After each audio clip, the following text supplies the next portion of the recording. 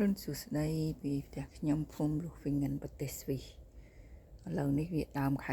11មេឃចាប់ផ្ដើមត្រជាក់ស្លឹកឈើអីជ្រុះអស់ហើយប៉ុន្តែមើលផ្កាខ្ញុំនេះអូយវារីកស្គូស្គីអូយស្អាតមែនតើថ្ងៃនេះកាត់ថ្វាយព្រះថ្ងៃសិល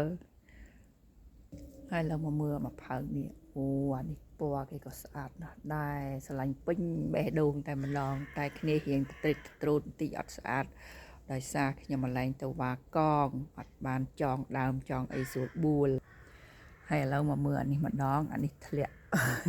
ខ្យល់ភ្លៀងប្រហែលថ្ងៃមុនហ្នឹងគឺថាគ្នាត្រេកត្រួតអស់ហើយប៉ុន្តែនៅតែចេញផ្កាយ៉ាងស្រស់ស្អាតមើលនេះវ៉ាវពណ៌សផងស្វាយហើយនឹងលឿងរីក3ពណ៌នៅក្នុងផើងតែមួយស្អាតមែនតើហើយចំណែកឯមកផើងនេះឥឡូវហ្នឹងវាអត់តន់ចេញផ្កាយណាប៉ុន្តែពេលតកកធ្លាក់មកវានឹងចេញផ្ការីកស្គុះស្គីសស្គុះចឹងទៅវ៉ាវអាតនេះណាឃើញចឹងឯងប៉ុន្តែវាសុននឹងធន់នឹងត្រជាក់មែនតែនហ្មងចំណែកឯអាពីរផើងនេះអូអានេះក៏ស្អាតណាស់ដែរ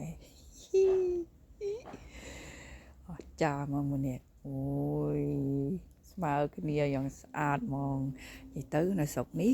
វាមានផ្កាប្លែកហើយរីកគ្រប់រដូវស្ទើរពេញមួយឆ្នាំវា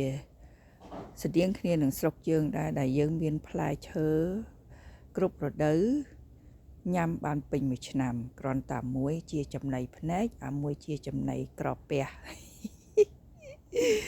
អូយថ្ងៃនេះកាត់ផ្កាថ្វាយព្រះ